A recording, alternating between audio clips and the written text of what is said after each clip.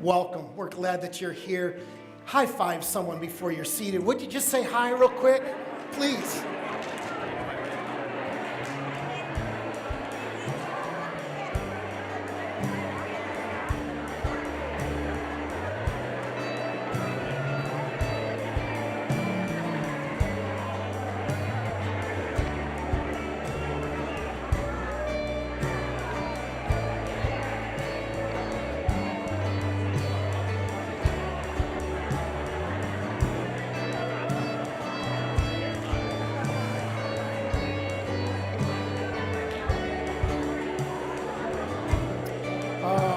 We're glad that you're here. Welcome, welcome, welcome.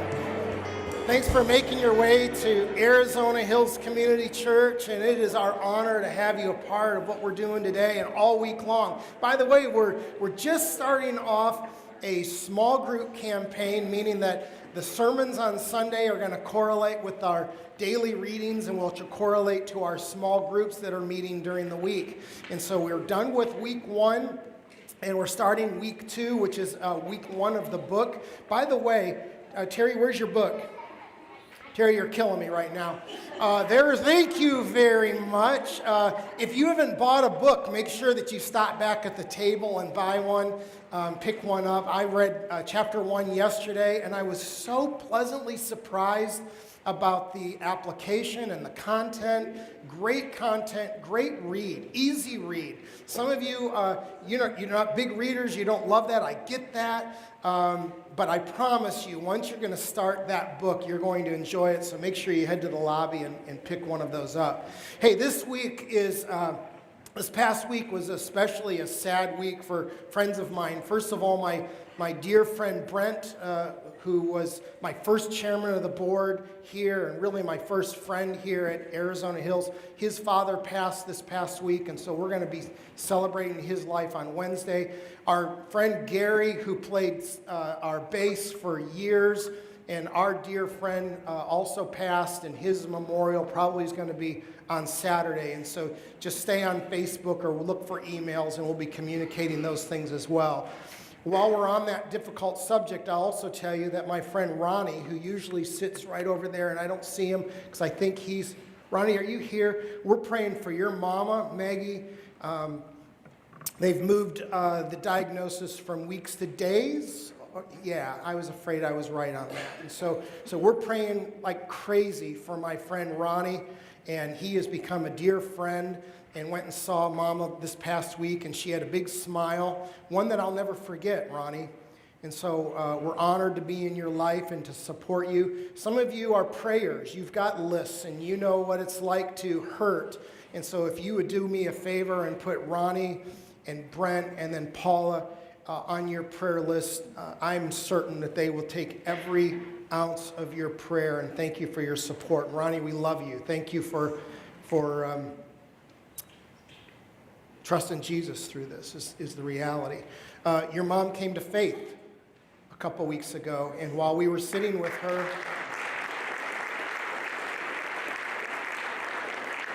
I asked her this past week that someone had stepped away, and so it was just time for, am I allowed to tell this story? It's too late now, I guess, isn't it, Ronnie? The horse has left. I said, are you scared? She goes, I've got heaven and Jesus waiting for me. And yeah, you can't substitute that kind of confidence. But it's still hard. This church,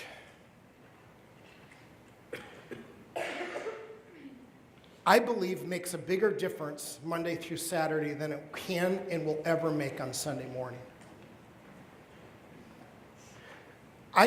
I'm always amazed about the places that you love and the people that you love. I read out of the Message this morning a passage in 1 Corinthians 13 where it says, I don't care, Paul says, I don't care what you do. I don't care where you go. I don't care what you accomplish. I don't care how well known you are. I don't care about what you build. I don't care about any of those things. If you don't love, you're nothing. Nada, big old bagel. And I love that. And I love the fact that some of you take the love of Jesus and you go to CrossFit. And some of you take the love of Jesus and you go to Safeway. And some of you take the love of Jesus and you go to the park. And I go to Daratai. That's where I take my love of Jesus. But wherever you go and whatever you do, you're just mindful. And so today's sermon is on that idea of just being mindful. And no matter where you are, and no matter what you do, and no matter what God has equipped you with, that you use your gifts and your passion for others, and that we become mindful. Ephesians chapter 5 says, follow God's example, therefore, as dearly loved, and walk in the way of love, just as Christ loved and gave himself up as a fragrant offering and sacrifice to God. I don't read from the Message very often, but I loved how Peterson put this as he wrote, watch what God does and then do it. Watch what God does and mimic it. I played a little bit of tennis when I was younger. And as I got older, probably in my 20s, it was my escape. And so every extra minute I found myself on the tennis court, and I started teaching littles the game so I could get free lessons and free shoes and free rackets. We were broke. I mean, we were broke. And so I needed every bit I could do. And so by teaching the littles, it could help even my game. And I remember one day, my serve was just atrocious. And the coach was not so kind when she said, your serve is atrocious. And so she's telling me what to do, and finally she says, this is what it looks like. And she took the ball, and she served it, and she did what I was really doing. And I went, that's atrocious. And she goes, that's what I've been trying to say. She goes, instead I want you, and she changed it up, and all of a sudden they started going in. And I'm like, where have you been? And I just mimicked my coach. But then you go from there and then you teach the littles and you look like you're like this pro because you go do this. And they don't know how atrocious my serve was right up until like a week ago. Well, Paul says in Ephesians chapter 5 and elsewhere, he says, follow God.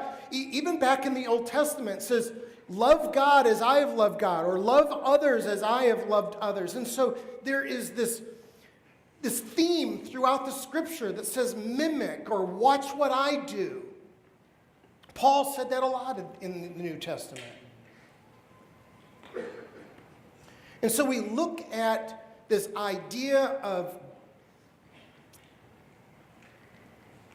mimicking God.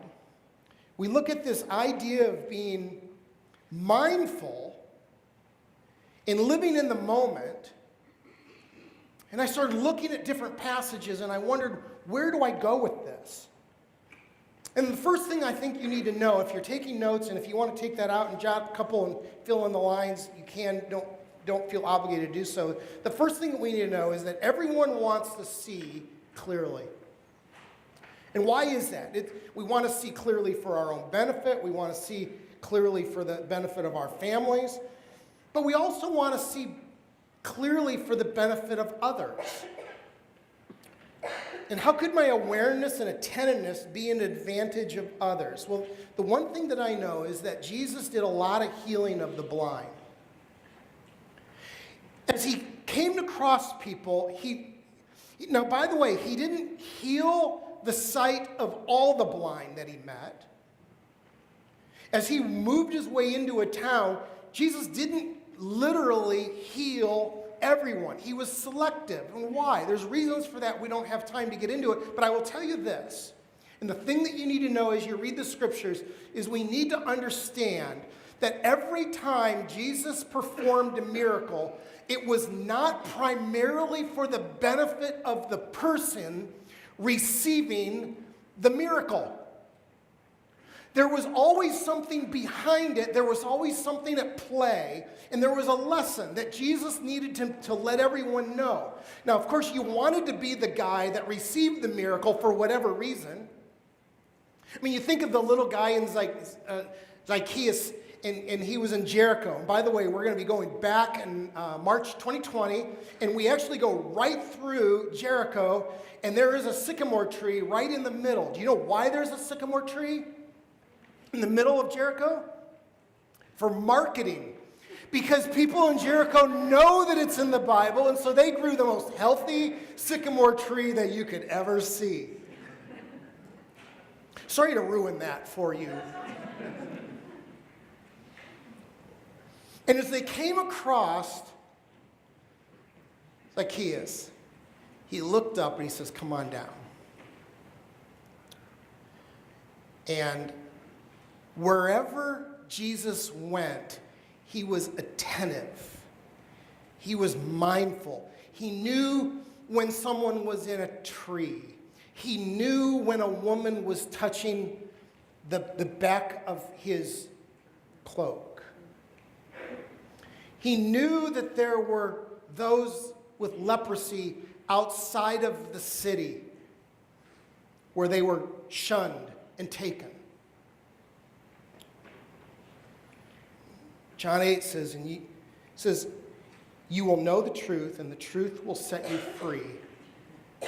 And I believe that Jesus walked around not just healing the blind and helping them to see and to know the truth, but he walked around and he was healing and he was mindful and he was always trying to communicate a bigger message, a bigger lesson, a bigger principle. He was mindful. There's a second thing, is that Jesus shows us how to see. And seeing ourselves clearly is hard. Seeing the needs of others is even harder. It was hard for me to see myself serving as I was in tennis. It was difficult for me to picture that. In my mind, I had a beautiful Andre Agassi serve. And as she did, because there were no video cameras back then, inexpensive at the time, so we didn't have the ability to pull out a phone, but it was very obvious after she showed me. As my eyes became open, I realized how pathetic my serve was. And as I interact with Scripture, and as we interact with this series, I realize how unmindful I can be. That it's my world that I care the most about.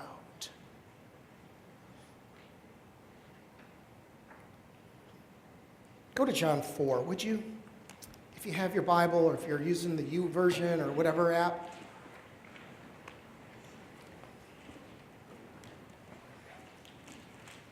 Sat at my desk yesterday, and I didn't like where this message was going, and so I just asked God to give me something more clear, just more precise, more concise. And he directed me to John chapter 4. And I want to go through, see, here's the thing about being mindful. There's not one verse. If you were to Google search and go Bible, mindfulness, you're going to get gobbledygook, and you're going to get, nothing's going to really pop clearly in the scriptures. So I had to think, okay, where did you just see a very mindful Jesus? Where is it that you saw someone who opened his heart to someone who maybe wasn't so lovely, but was mindful and attentive to the needs of others? And I went to John 4, and I saw this clear picture that I want to share with you the next couple minutes. John 4:1 says this. Now Jesus learned that the Pharisees had heard that he was gaining and baptizing more disciples than John. Although in fact it was not Jesus who baptized, it was the disciples. So he left Judea and went back once more to Galilee. And now he had to go through Samaria. Now, I like that word, stop there for a minute. I like that had to go through Samaria. We don't know why he had to. I don't know if he had to because of the direction. But I think there's something else at play here. I think that he had to because this father willed it.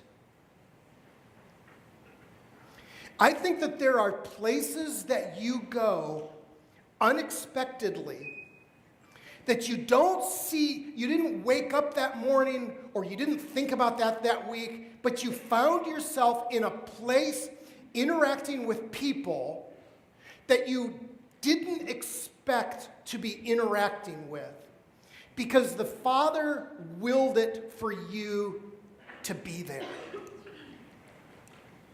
And when things that are outside of the ordinary come into our lives, I think it would be wise for us to consider, why am I here now and today? What is it that he would have for me? And so as Jesus was walking, it says that he had to go through Samaria. I'm just going to suggest or assume today that God had something special for Jesus. Read on, verse 5. It says, so he came to a town in Samaria called Sychar, near the plot of the ground Jacob had given to his son Joseph. Jacob's well was there, and Jesus, tired as he was traveling on the journey, sat down by the well, and it was about noon. So, hottest part of the day. And he's at a place called Mount Gerizim. It's north of Jerusalem, and it's in the middle of the day. And it suggests that this woman being at the well in the middle of the day was not welcome at the well at the beginning of the day when all the other soccer moms were hanging around at the well getting their water for their families. Things haven't changed. Yes, moms had to go get the water, and they had a couple kids in tow probably and their teenage sons to help carry, but the truth is that moms would do what moms would do today. It would be like today being at Starbucks. And so they had the well going on and all the moms showing up, and yes, they got to get work done, but they're kind of enjoying each other. But this woman, she wasn't invited. She's an outsider. She's not one of them. Probably a pretty lonely spot. Probably trying to figure out her place. Verse 7, when a Samaritan woman came to draw water, Jesus says, will you give me a drink? Now, understand that it was hospitable to offer someone a drink when they're in that situation. She had the bucket or the whatever it was, and so he sat. It would be like someone coming to my house, and the first thing that you ask is, would you like a glass of water? Can I get you a bottle of water? So you go to oh yeah, it'd be great. Even come to the church office, most places where you go. You want a bottle of water? Sure. So you offer someone a bottle of water. The hospitability would be the same. So, verse 9, the Samaritan woman said, you are a Jew and I'm a Samaritan. How can you ask me for a drink? For Jews did not associate with Samaritans. This is where it gets interesting.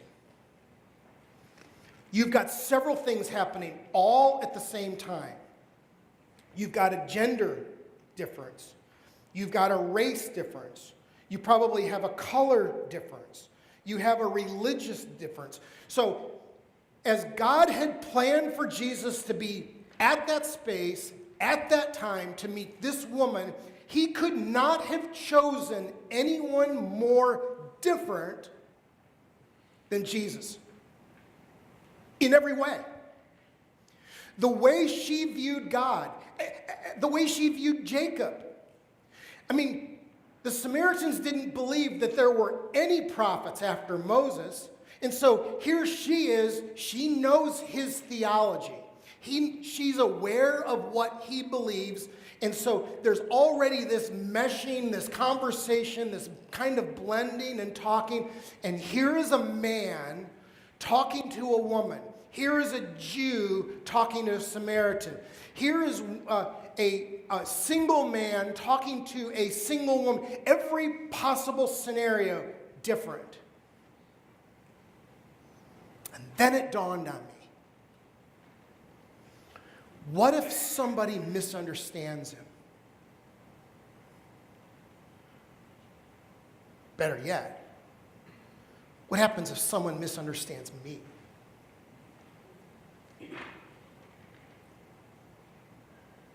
There's this undeniable picture of Jesus saying, if you're going to imitate me, if you're going to match the way I love others, and if you're going to love like this, it will require you to be in situations where you can and will be misunderstood. And I hate it. I had this conversation with you over lunch a year ago, Jonathan. You remember that? I told you one of the things I hate more than anything else. You're like, what? I said, I hate being misunderstood. If I'm doing something wrong, nail me, tell me. But if I'm not, and I'm accused of it, or I get word of it, I hate that. We were sitting at lunch the other day. I was sitting with a friend.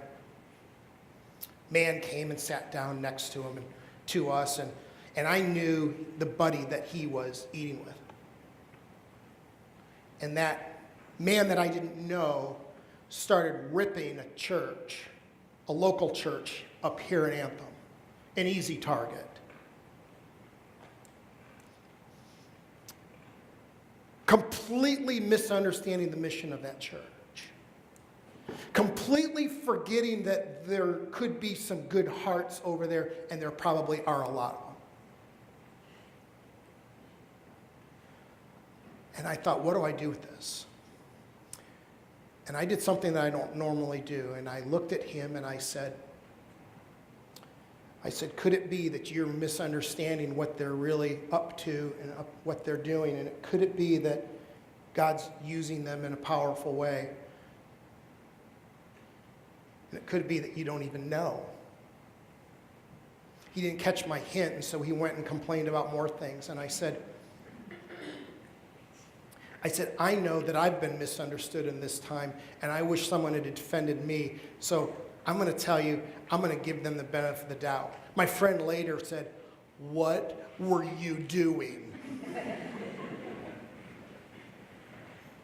I said, I'll tell you what I was doing. Maybe one of you would defend me in this organization when we're misunderstood. And if not, it's okay, isn't it?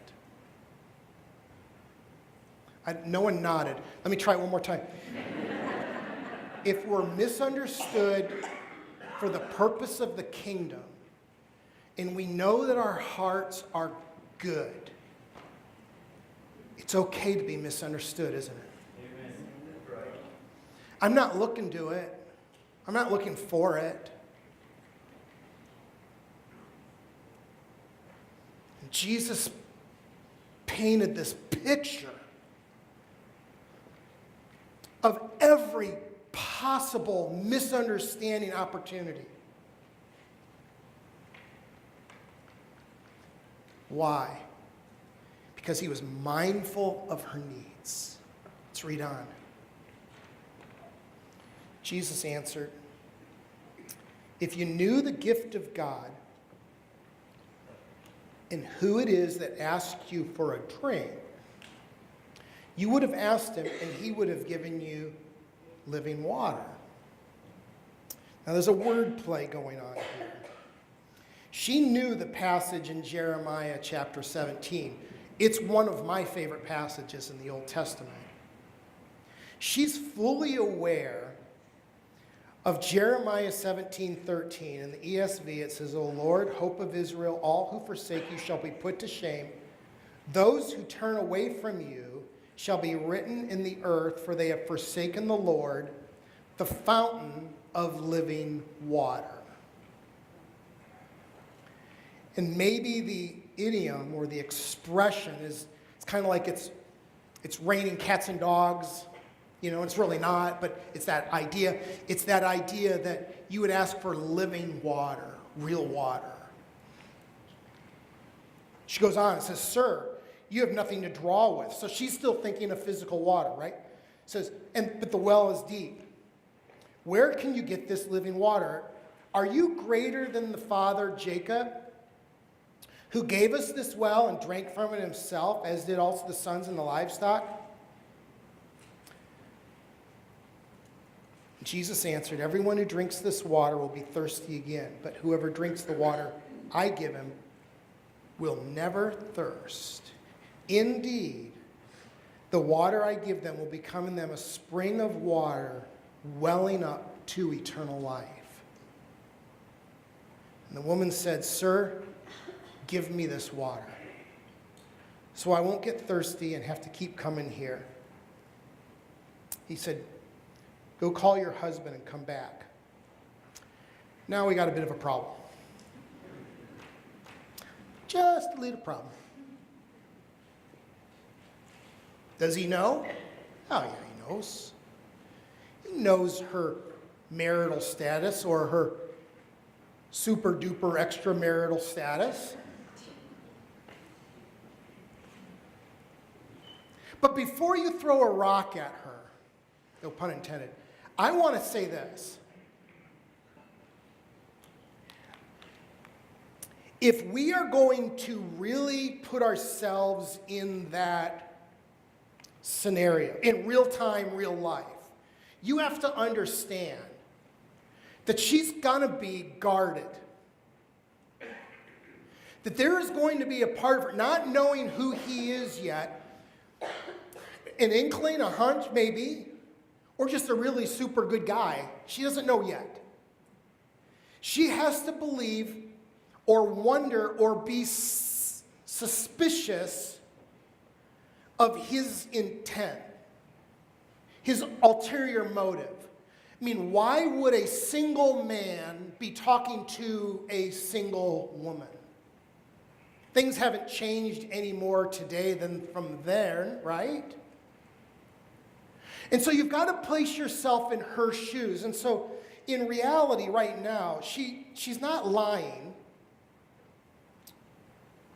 But it was often a place where men would find a mate because he knew that that's where women were hanging out. It would be like going to Lifetime Fitness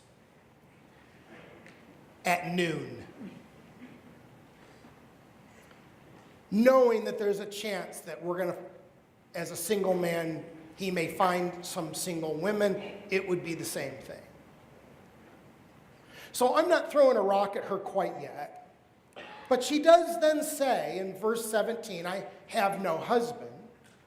And Jesus says, "You're right when you say you have no husband. The fact is you have 5 husbands, and the man you're with now is not your husband.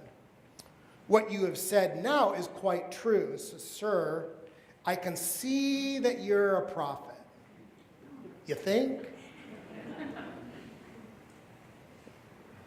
And this is huge for her to see Jesus as a prophet because Samaritans didn't recognize anyone after Moses. So for her to even say that, because I don't know what you are, the only word that I have here, I mean, she's probably aware of the Jews looking for the Messiah, but probably not as aware as we might think. But the word that does come to her mind is prophet. And so she goes, I'm sure she's thinking, I don't want to offend, but it sure does appear that you're something special and a prophet's the best thing. I don't know. Are you what? Who are you? Verse 20, "Our ancestors worshipped on this mountain, but you Jews claim that the place where we worship is in Jerusalem." You need to understand that the Samaritans did not view Jerusalem as the center of religious worship. The Samaritans thought it was another place. And so she's trying to translate. She's trying to understand his background. She's trying, who is this guy? Where are you from? What's your deal? Verse 21.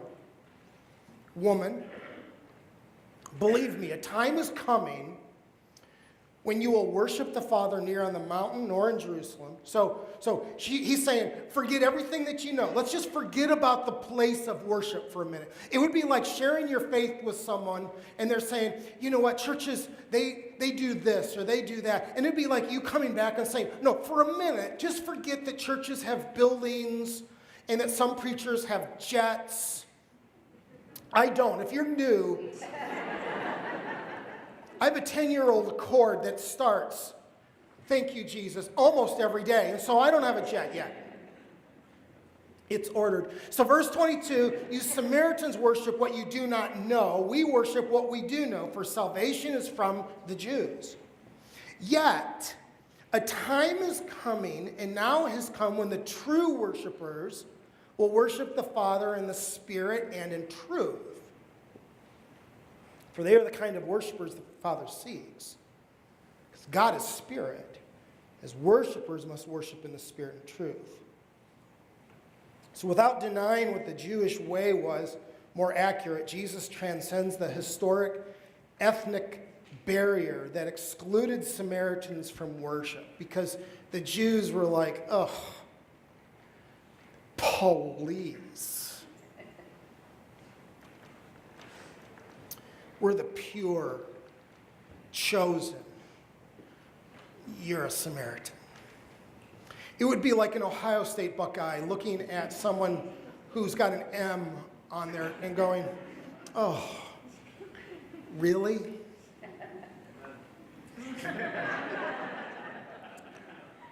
God bless you, my child.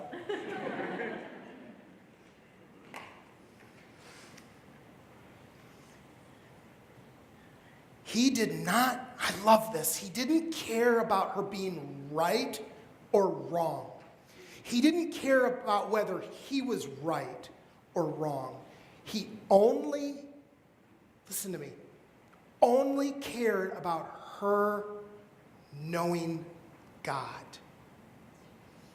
And how many a times am I more into being right, whether it's theologically, or socially, or philosophy of ministry of church. It's like that other day at lunch when I was defending the philosophy of another church. I go, who am I? People are coming to know Jesus. I said that to one guy recently. He had other issues with other churches. There's a lot of people with a lot of issues. And I said, hey, people are coming to Jesus. He says, how do you really know that they're coming to Jesus? And I said, how do you really know you did? He won't be coming back. So verse 25 says, the woman said, I know the Messiah. Oh, so she's aware of a little bit more going on here. It says, I know that the Messiah, called Christ, is coming. When he comes, he will explain everything to us. She's getting warmer. There's a day coming that the Messiah that we've been praying for is coming. Those of you who've been to Israel with me, still to this day, the Jewish leaders are kneeling and nodding and waving and praying literally hours every day for one thing. What is it? The Messiah to come. So that hasn't changed. Same prayers, same people, same hope. Oh, but the Samaritan woman, she's catching on.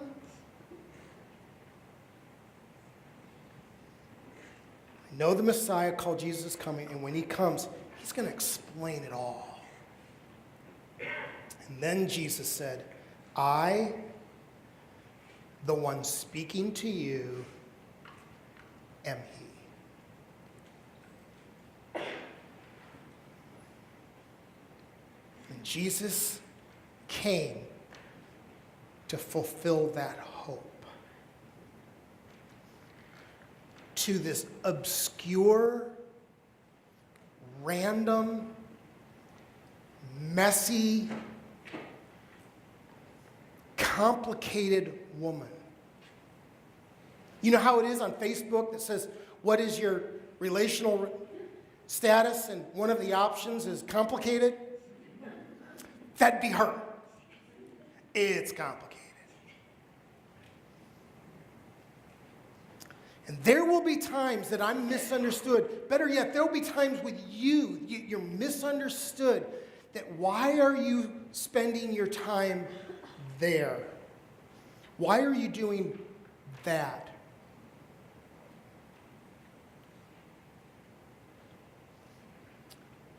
And when God gives this mindfulness, this attentiveness to the needs of others, it often takes us to places that we never dreamt. And they're the most exciting places.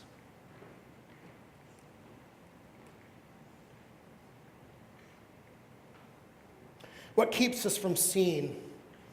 What keeps us from being attentive? What keeps us from being mindful? One is our own needs and concerns. That's the first one.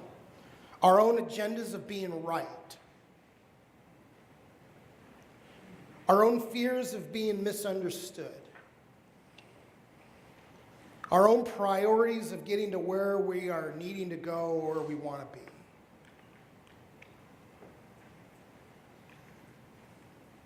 Now what? We ask God for wisdom. We help people learn beyond the surface. We encourage one another to tell their specific stories of seeing Jesus' eyes and pray for Christ-like compassion. I want you to meet a friend of mine. Hey everyone, as you can tell, I'm at work. I just had to pull over and share something real quick. As I'm delivering, I pull up to this house. The lady walks out because she's checking her mailbox for her newspaper. And I have 2 boxes for her, so we start walking up the driveway together. And she asked me if I had a happy holidays, and I was telling her how busy it was. I told her I had a really great Christmas and New Year's, and I asked her the same. I was like, how was your holidays? And with tears in her eyes, she said, it wasn't good. And she said, he's sick. My husband's sick. He has cancer. I continue to small talk to try to change the subject because that's awkward. And I deliver her package. She said, what's your name? I said, Amanda. And she told me her name. I drove off. My heart's pounding. I do probably 20 more stops, and I have to go back. With this kind of job, we're on a tight schedule. Quicker you do it, the better. Quicker you get home. I stopped what I was doing. I went back to that neighborhood and rang her doorbell and asked her. She came down the stairs, and she had tears in her eyes. When she saw it was me, she smiled. And I said, ma'am, can I pray with you? And she just broke down. She came out on the front porch and squeezed me so tight. This lady I've never met. She held my hand so tight, and I prayed for her and her family and for her husband. And the point of this is a lot of people want the Lord to use them. And for me as an example, I pray every day for the Lord to use me. But when he's trying to use you, or when you feel that call and that tug on your heartstrings, do you move your feet? Do you move? Because I easily could have just went, I have 100 stops. I easily could have just went about the rest of my day thinking about it. So when you feel those tugs on your heartstrings and you feel like you need to do this, stop and do it. You know what I mean? Oh man. That was like the most genuine hug I've received in a long time. And I just want to share that with you guys. If you're praying for the Lord to help and to use you in people's situations, when he is giving you a chance, do it. If not, you're gonna continue to think about it and regret it. So be sure you know what you're praying for when you're praying. I don't know, it made me sad, but yet it made my day. This lady was just so alone. But anyway, you guys have a good day. Isn't she cute? Let's love like that. We can love like that because Jesus was mindful of our need and he came. And there's a lot of reasons why theologically we could describe why why God sent Jesus to earth and live and die and rise again. We can, books on that. But here's the bottom line, is that he was mindful of your need and he was mindful of mine. Period. And these elements represent that. And I'm going to have the ushers make their way down, because here's the deal.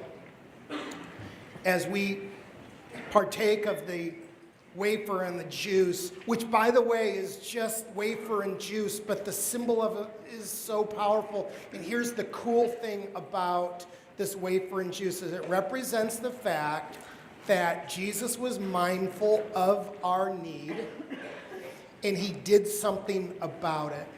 And this week, as a church, go ahead, guys, you can begin anytime you, thank you. We can begin this process this week of being in the church after 11 on Sunday, and let's make a bigger difference during the week than we could ever have made today. And to prepare your hearts, the band's going to lead us.